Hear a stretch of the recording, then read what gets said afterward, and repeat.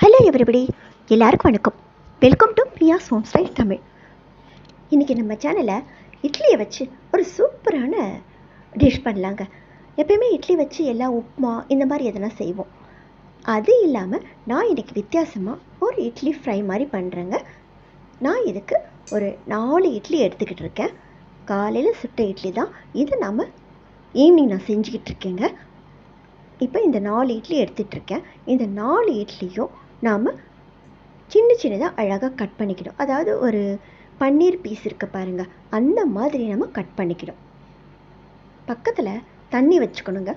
கத்தியை நம்ம தண்ணியில் நனைச்சி ஒரு பீஸாக அழகாக கட் பண்ணணுங்க. பொறுமையாக கட் பண்ணணும். அப்போ தான் நமக்கு அந்த பன்னீர் பீஸ் மாதிரி சின்ன சின்னதாக அழகாக ஸ்லைஸாக அழகாக கேட்க கிடைக்கும் பாருங்கள். ஒரு தடவையும் அந்த கத்தியை நம்ம ஈரப்படுத்திட்டோம்னாக்கா அந்த இட்லி அந்த கத்தியில் ஒட்டாமல் நமக்கு அது அழகான பீஸாக வரும். இந்த மாதிரி கட் பண்ணணும். பொறுமையும் வேணும், அதே சமயம் நமக்கு நல்ல ஷேப்பாகவும் கிடைக்குங்க. பாருங்கள், நமக்கு அழகான பீஸாக இட்லி துண்டு கிடச்சிக்கிட்டு இருக்க பாருங்கள். இதுக்கு கொஞ்சம் பொறுமை வேணும். ஆனால் நீங்கள் இட்லி கட் பண்ணும்போது ஜாக்கிரதையாக பண்ணுங்கள். நம்ம கத்தி கிட்ட நம்ம விரல வைக்கிறோம் இல்லையா, அதனால் நீங்கள் பார்த்து பொறுமையாக பண்ணுங்கள். இங்கே பாருங்கள், நாம் கட் பண்ணதை அப்படியே கொஞ்சம் உதிரியாக பண்ணிடணும். அழகாக நமக்கு சூப்பராக அப்படியே நமக்கு அந்த பன்னீர் பீஸ் மாதிரி சூப்பராக வரும் பாருங்கள். ஓகேங்களா? இப்போ நான் எல்லா இட்லியும் நான் இப்படி கட் பண்ணிட்டேன். எல்லாமே தனித்தனியாக கொஞ்சம் நேரம் அப்படியே வச்சுருக்கணும். கொஞ்சம் லைட்டாக ட்ரை ஆகட்டும். ரொம்ப நமக்கு அப்படியே அதை கட் பண்ணும்போது கொஞ்சம் லைட்டாக ஈரப்பதம் இருக்கும் இல்லையா, கொஞ்சம் ட்ரை ஆகட்டும். ஏன்னா கத்தி ஈரப்பண்ணி நம்ம பண்ணுறோம், அதனால் கட் பண்ண இட்லிலாம் கொஞ்சம் லைட்டாக ஈரப்பதம் இருக்கும். இப்போ இதுக்கு நான் கொஞ்சமாக சும்மா ஒரு 1/4 ஸ்பூன் அளவுக்கு மிளகாப்பொடி போடுறேன். அது கூடயே நான் கொஞ்சம் ஒரு 2 சிட்டிகை அளவுக்கு மஞ்சள் தூளும் போடுறேன்.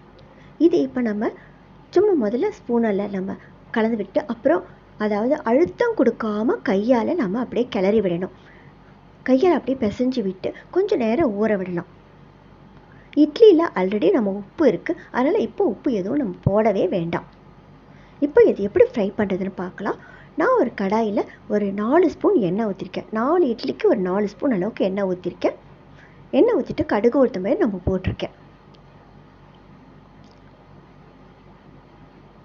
கடுகு நல்லா பொரிஞ்சப்புறம் நான் கறிவேப்பிலை கொஞ்சம் போடுறேன். சும்மா ஒரு 4-5 கறிவேப்பிலையை பீஸாக கட் பண்ணி போடுறேன். இது கூட ஒரே ஒரு பச்சை மிளகாய், அப்புறம் ஒரே ஒரு வெங்காயம் போடுறேங்க. வெங்காயம் ரொம்ப பொடியாக கட் பண்ண அவசியம் இல்லை, கொஞ்சம் பொடியாக இருந்தால் போதும். ஒரே ஒரு தக்காளி பழம் இது கூட நம்ம சேர்க்குறோம். இதையும் நம்ம பொறுமையாக வதக்கணும். தக்காளி பழம் நல்லா மசிகிற அளவுக்கு வதக்கணுங்க. இப்போ இதில் நம்ம கொஞ்சோண்டு மஞ்சள் பொடி போடுறோம். நாம் அந்த இட்லிலையும் கொஞ்சம் மஞ்சள் பொடி போட்டிருக்கோம், இதுலேயும் நம்ம கொஞ்சம் மஞ்சள் பொடி போடுறோம்.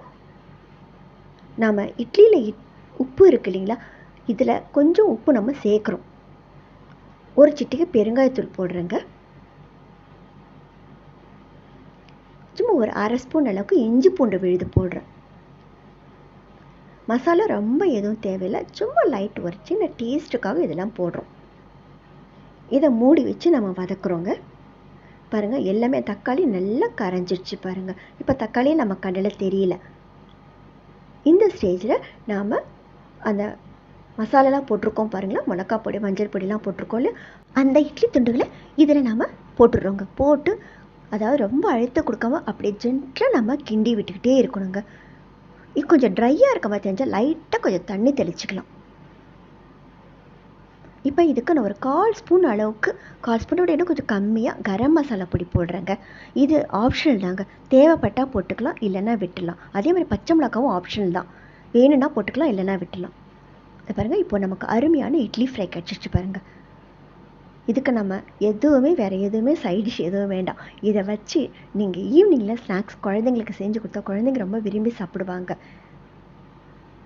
இது சாதாரணமாகவே இட்லி சாதாரணமாகவே நமக்கு உப்புமா பண்ணி சாப்பிட்றத விட இது இப்படி கொஞ்சம் வித்தியாசமாக நான் செய்யலாமே, ரொம்ப நல்லா இருக்கும். குழந்தைங்க கேக்காக வச்சு கூட சாப்பிடுவாங்க. இதில் காரம் மற்றதெல்லாம் நீங்கள் போடுறதுனா உங்கள் விருப்பம் தாங்க. காரம் தூக்கலாகவும் போட்டுக்கலாம், கம்மியாகவும் போட்டுக்கலாம். இது அவங்க விருப்பத்தை பொறுத்ததுங்க. அதே போல் கொத்தமல்லி நான் தூவியிருக்கேன், அதுவும் உங்களுக்கு விருப்பம் தான். போட்டால் போட்டுக்கலாம், இல்லைன்னா விட்டுடலாம். இதை நீங்கள் வீட்டில் செய்து கொடுங்க, பசங்களுக்கு செஞ்சு கொடுங்க, ரொம்ப விரும்பி சாப்பிடுவாங்க.